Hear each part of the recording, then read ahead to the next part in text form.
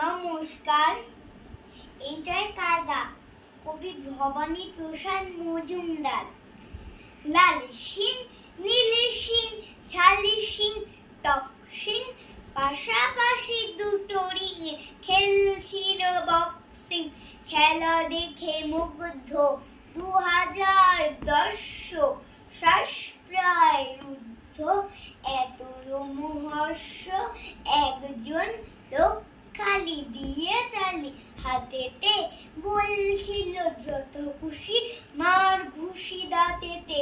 প্রাণ ভরে মার জোরে তাক করে দন্তে বকশিস চেয়ে নিস লড়াইয়ের অন্তে। খেলা শেষে ছুটে এসে পাকড়ে সে লোককে বললাম এতক্ষণ দাঁতেরই বিপক্ষে। মিছি মিছি চেঁচালে কি বা হলো ফায়দা? শুনে তাই বলে ভাই এইটাই কায়দা।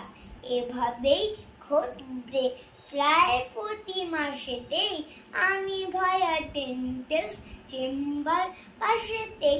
নমস্কার।